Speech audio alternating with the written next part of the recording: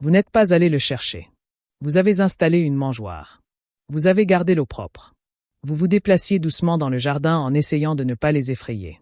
Vous vous êtes montré jour après jour au même endroit, en faisant les mêmes choses. Et quelque part en chemin, sans que vous remarquiez exactement quand, quelque chose a changé. Les oiseaux ont arrêté de s'envoler quand vous sortiez.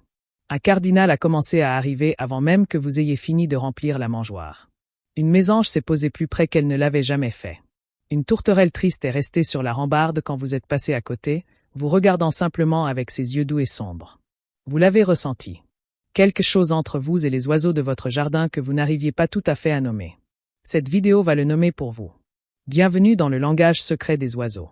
Si vous êtes nouveau ici, abonnez-vous parce que ce que vous allez apprendre va changer la façon dont vous comprenez chaque oiseau qui visite votre jardin. Aujourd'hui, nous allons passer en revue cet signe précis que les oiseaux de votre jardin sont allés au-delà du simple usage de votre espace et vous ont activement choisi. Pas votre mangeoire, pas votre jardin. Oh! Un être humain précis que des créatures sauvages précises ont décidé, après une évaluation attentive, qu'elles pouvaient faire confiance. Restez jusqu'à la fin, parce que le dernier signe est celui dont les gens me disent qu'ils ne réalisaient pas que ça se passait, jusqu'à ce qu'ils en lisent la description, et qu'ils n'aient plus pu s'arrêter de penser à chaque fois que c'était arrivé. Signe 1. Il ne s'envole plus quand vous approchez. C'est le premier signe, et le plus fondamental.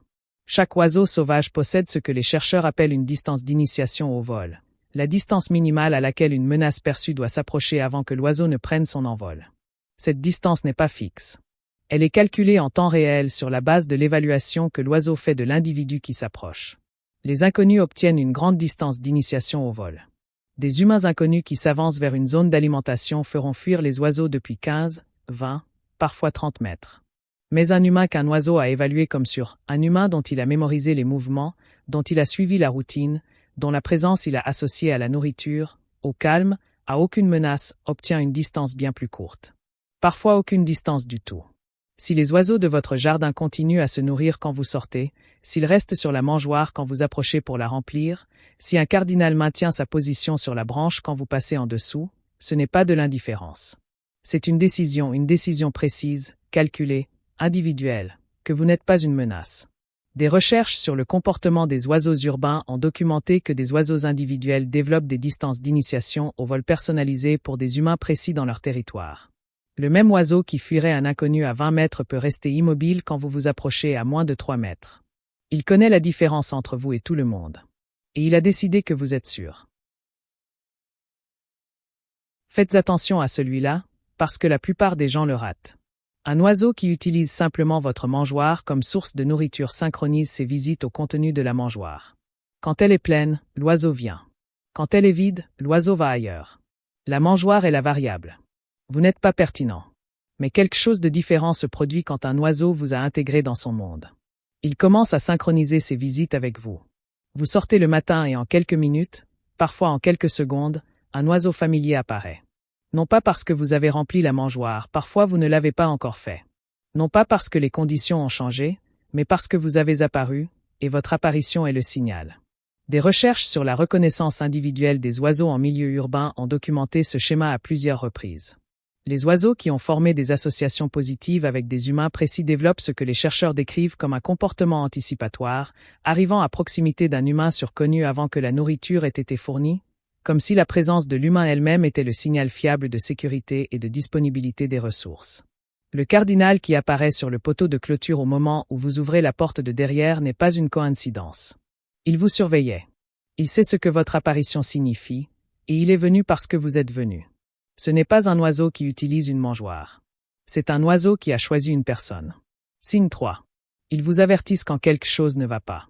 Celui-là prend la plupart des gens complètement par surprise. Vous êtes dans le jardin en train de désherber, assis sur la terrasse, en train de lire dans un fauteuil de jardin, et un oiseau à proximité commence à appeler de façon urgente. Pas son cri de contact habituel, quelque chose de plus aigu, de plus insistant. Et vous levez les yeux, et il y a un faucon au-dessus ou un chat en bordure de clôture ou quelque chose qui ne devrait pas être là. L'oiseau vous a prévenu. Ce n'est pas accidentel. Des oiseaux dans des territoires où ils ont évalué des humains précis comme sur ont été documentés en train de lancer des cris d'alarme en direction de ces humains, des cris qui fonctionnent dans le contexte comme des avertissements plutôt que comme de purs signaux d'autoprotection. Le mécanisme est simple. Un oiseau qui vous a intégré dans son monde social vous traite dans une certaine mesure comme un membre de ce monde. Quand un prédateur entre dans le territoire, le cri d'alarme se propage à tous ceux qui se trouvent dans la communauté immédiate. Les autres oiseaux, oui, mais aussi l'humain de confiance qui fait partie du paysage depuis assez longtemps pour être inclus. Vous l'avez peut-être vécu sans réaliser ce que c'était.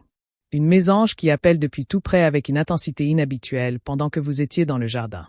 Une corneille qui lance un seul cri bref dans votre direction. Un jet bleu qui gronde directement au-dessus de vous. Il vous disait quelque chose. Il vous traitait comme quelqu'un qui méritait d'être prévenu. C'est un niveau d'inclusion dans le monde social d'un oiseau sauvage que la plupart des gens ne gagnent jamais, et ne remarquent jamais quand ils y parviennent. Signe 4. Ils vous suivent dans le jardin. Restez avec moi ici, parce que ce comportement est documenté. Il est réel, et il est plus courant que la plupart des gens ne le réalisent. Certaines espèces d'oiseaux, notamment les mésanges à tête noire, les troglodytes de Caroline, les rouges-gorges américains et les ginkgos ardoisés, vont suivre un humain de confiance dans un jardin pendant qu'il y travaille.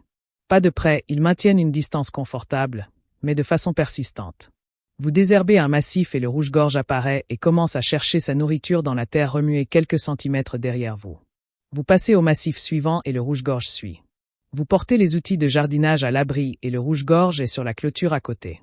Vous vous asseyez dans le fauteuil et la mésange apparaît dans la branche juste au-dessus de vous. Ce n'est pas aléatoire. C'est un comportement appris, basé sur l'observation. Les oiseaux qui ont regardé un humain précis travailler dans un jardin au fil du temps ont appris que l'activité de cet humain signifie sol remué, ce qui signifie vers et insectes exposés. Que la taille signifie bois coupé, ce qui signifie accès aux insectes. Que le bêchage signifie opportunité. Mais ils ne suivent que l'humain en qui ils ont confiance. Un inconnu qui travaillerait dans le même jardin n'attirera pas le même comportement. Le rouge-gorge observera depuis une distance. C'est votre présence précise qui signale une sécurité suffisamment proche pour se nourrir. Le Cornell Lab of Ornithology documente ce comportement dans ses recherches en sciences participatives comme un comportement d'accompagnement des oiseaux sauvages qui accompagnent l'activité d'un humain de confiance précis de la façon dont ils accompagneraient la recherche de nourriture d'une autre espèce d'oiseau qui dérange les proies pour eux. Vous êtes devenu, pour les oiseaux de votre jardin, une partie connue et fiable de l'écosystème, une partie qui vaut la peine de rester proche. Signe 5. Les oisillons de vos voisins nicheurs vous connaissent déjà. Celui-là est discret et il est d'une importance capitale. Quand un couple d'oiseaux niche dans ou près de votre jardin, dans un nichoir que vous avez fourni, dans les arbustes que vous avez entretenus, dans l'arbre que vous avez laissé debout, les oisillons qui émergent de ce nid entrent dans le monde sans évaluation indépendante de vous. Ce qu'ils ont, c'est l'évaluation de leurs parents. Les parents oiseaux communiquent le statut de sécurité des individus dans leur territoire à leur progéniture par des signaux comportementaux, par leur façon de réagir quand cet individu apparaît, par l'endroit où il se positionne par rapport à cet individu, par le fait qu'il lance des cris d'alarme ou continue à se nourrir quand cette personne s'approche. Un oisillon qui a regardé ses parents tenir leur position quand vous passez, qui a regardé sa mère continuer à se nourrir quand vous approchez la mangeoire, qui a regardé son père rester sur son perchoir quand vous ouvrez la porte de derrière, a reçu une communication claire à votre sujet. Vous êtes sûr. Et ainsi l'oisillon, dans les premières semaines de sa vie indépendante, quand il est le plus vulnérable et le plus impressionnable, s'approche de vous, vous observe, ne s'envole pas à la distance à laquelle il fuirait un inconnu. Il a hérité votre réputation de ses parents, et maintenant il construit sa propre relation avec vous. Une relation qui, si vous continuez d'être la personne que ses parents ont évaluée, durera pendant toute la durée de la vie de cet oiseau dans votre jardin. Signe 6. Ils reviennent aux endroits où vous avez été ensemble. Celui-là demande que vous fassiez attention au fil du temps, mais une fois que vous le voyez, vous n'arrêterez jamais de le remarquer. Les oiseaux avec une mémoire spatiale forte, et la plupart des espèces de jardin ont une mémoire spatiale extraordinaire, ne se souviennent pas seulement de l'endroit où se trouve la nourriture. Ils se souviennent de l'endroit où des interactions auront eu lieu. La branche où vous êtes resté immobile et où une mésange s'est posée près de vous. Le coin de la terrasse où vous vous asseyez le matin avec votre café. Le massif où vous étiez agenouillé quand un rouge-gorge est venu à moins de 60 cm de vous. Ces endroits deviennent cartographiés dans la mémoire spatiale de l'oiseau comme des zones surassociées spécifiquement à votre présence. Et les oiseaux y reviennent non seulement quand la nourriture est là, mais quand vous êtes là. Des recherches sur la cognition spatiale des oiseaux, notamment des études sur les mésanges à tête noire, ont documenté que ces oiseaux maintiennent des cartes détaillées de leur territoire qui incluent les emplacements des interactions sociales positives et négatives, pas seulement les caches de nourriture et les sources d'eau. Vous êtes dans cette carte.